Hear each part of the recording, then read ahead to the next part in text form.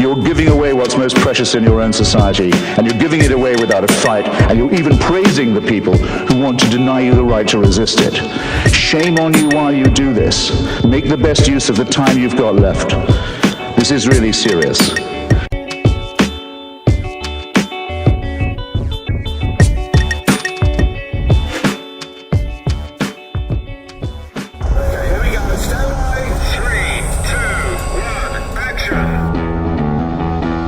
Assume nothing. Brash, bald-faced blasphemy. Question everything. I find it extremely hard to imagine.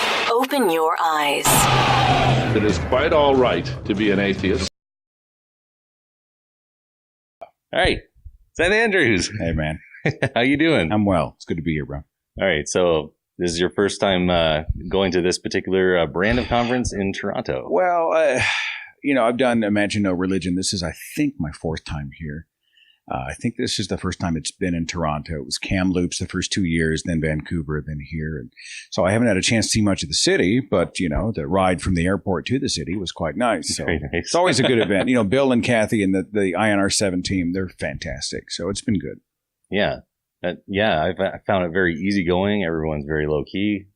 You just rub elbows with all kind of good people. I was just walking down the lobby, and there's Greta Bosper, and I'd interviewed her. Hey, Greta, good to meet you in person.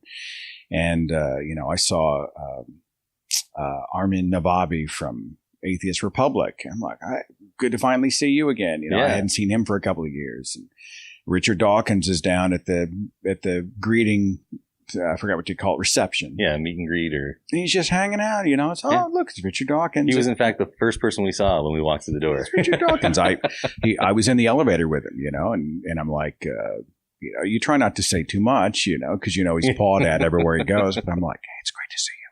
Love your work, So you're doing great. It's been good. It's been good. So you've gone to quite a few. About how many years have you been going to conferences now? Well, I spoke at a conference for the first time in 2011. So, it's been several years. I probably do 35 events a year because I do individual speaking tour stops, and I'll string 4, 5, 6 of those together. And I just finished a 5-city run in the South, and then it's this event. I'm going to Flagstaff, Phoenix, Denver, Milwaukee, Orlando, Louisville. Wow. I got a whole bunch of stuff coming up. So you probably know the weather everywhere.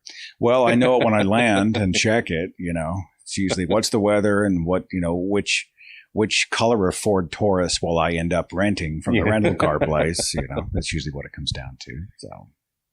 So what kind of changes have you seen over the years, good and bad? Like what are your observations as conferences have gone along? What new takes have they tried? There's more of a focus on storytelling, a little bit more of a focus on storytelling in this movement with every year, which I like. When I first started, there was a lot of data, a lot of sort of clinical, here's the evidence, here's some science, and here's this, and here's that. But, there were real people who were navigating these challenges in their own lives, who many of them were apostates, ostracized by religious families, or they were lifelong atheists in religious cultures going, what's going on with this insanity? And I felt like there needed to be more of an outreach to the human side of non-belief, of skepticism, of rationalism. And I'm seeing a little bit more of that. We're doing a slightly better job of making these events about people. And so it's not like you went to a college lecture under the fluorescent lighting and you learned some data and then you left. There's a little bit more of, people being able to relate to and engage and lean forward and feel like they can take things personally. And I think we're human beings. The data is important, but we also need to be related to. Yeah. So the why. It's more of the why. How it affects people's lives. And, this movement sometimes gets weird about emotion. I came out of one emotional environment at church. It appeals to emotion. And so they're nervous about anything that might make you feel, any emotive type stuff. And, of course, I use storytelling tools all the time in my productions, music and editing and whatnot, to try to bring the emotions into play. The difference with us is that I don't think we lead with emotion. Right. Where religion gets you to feel something, and then you turn off your brain and go with your gut, go with the flow, take it on faith, fake it till you make it. Where I think here, we think it's okay to feel something about the things we think about. It's okay to have a response in your gut about something that's going on in your mind. Yeah. It's just that the heart and the emotions don't lead that train. But, we need to feed the whole human experience. When somebody comes to one of my speeches, I don't want them to sit there with glassy eyed, like they're going through bullet points. I want them to smile and laugh and say, and cry. And I want them to feel like they've been on a journey, Yeah. So we can't ignore that side of our human nature. My thoughts on it has always been emotions are good for motivating you. It's just you take your intellect to make sure that you're making the right choices. Mm-hmm. Both of them work together. So I totally agree with you. Yeah. And I think that's something, I'm doing a speech later today, and it's my hope that they'll, you'll see them, and it's like there's a symbiotic thing that happens when you're on stage with a live audience. It's like I heard Bryan Cranston in his audiobook talk about how it's like a sonar ping. You send out a line or a story or, you throw some zinger out, and you can immediately get that feedback from the audience. And they laugh or they, or you can see their faces tighten up if it's something really sort of concerning that you're talking about. And we have that sort of relationship. There's a relationship between the speaker and the audience that's you can't really replicate it anywhere else.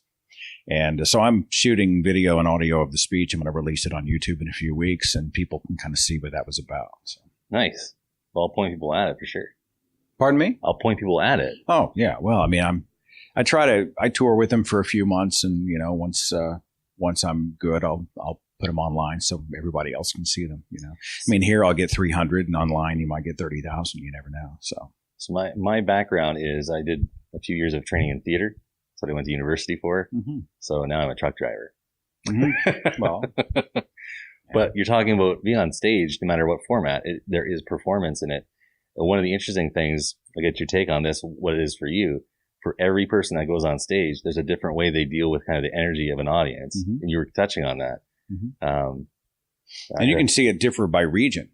Like I'll do I did one speech, and I did it in, I can't even remember, you do it in St. Louis, and it's a raucous crowd. And then you go to, I went to Anchorage, Alaska, and it was just a more conservative temperature there. Yeah. I mean, of people, they were into it, but they weren't outwardly as responsive. Okay. And you can feel, you do the same line the same way in a different place, and you might get a different response depending on the culture and sort of the temperature of that community. It's an interesting social experiment. So. Well, so even the fact that you're able to distinguish the differences, like you just said, you probably have somewhat of a natural gift for being on stage. Because I've been on stage with a lot of people that have no idea what's going on with the audience.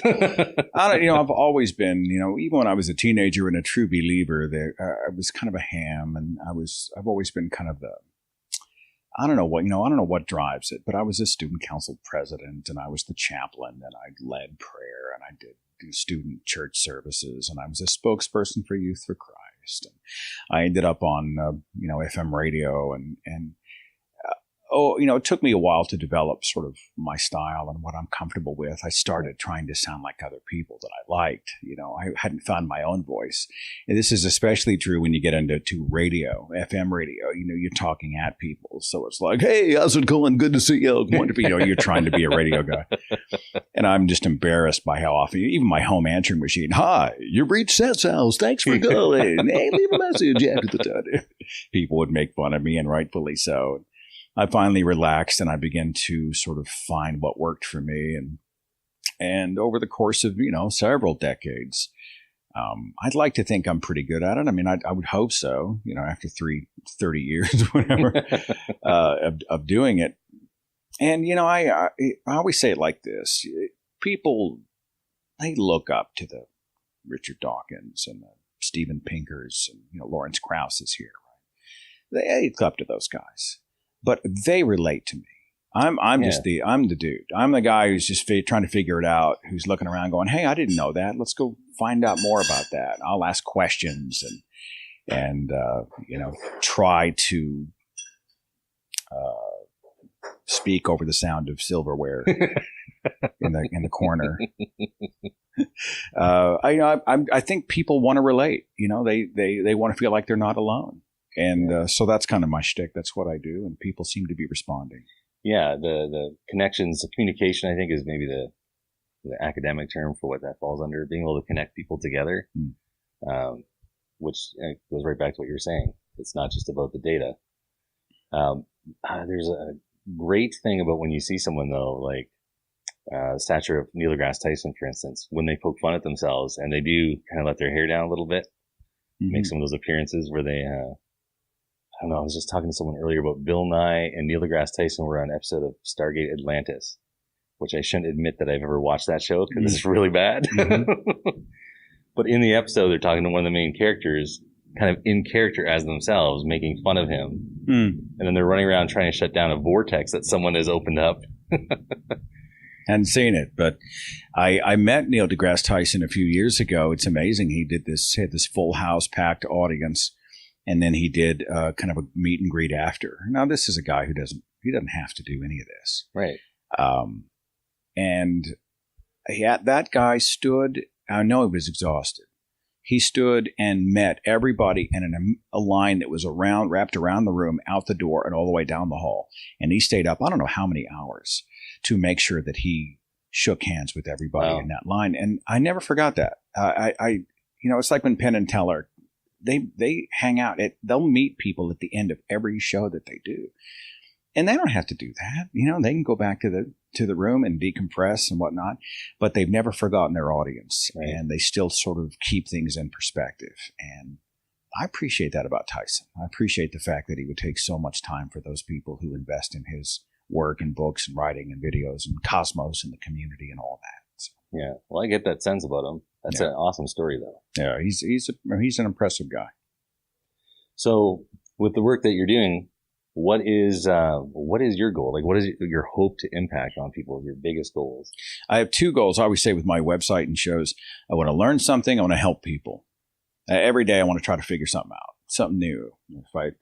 If I get the opportunity, I want to learn something, and I want to encourage people. I want to encourage them that it's okay to ask questions. It's okay to speak in their own voice. It's okay not to fit into cultural norms. It's okay to tap on the glass and see if it's true or not.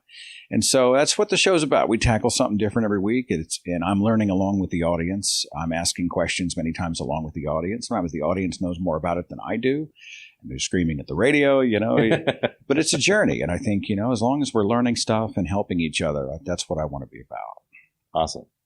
Listen, thanks for the time. I don't want to hold you up too much if you need to go and prepare anything or. Yeah, I'm headed in to do a speech shortly and conducting some interviews, but I appreciate the opportunity to hang out with you and to speak. And I wish you and your show all the best and your audience as well. Okay. My pleasure. All right. Thanks, man. Thanks. Appreciate it.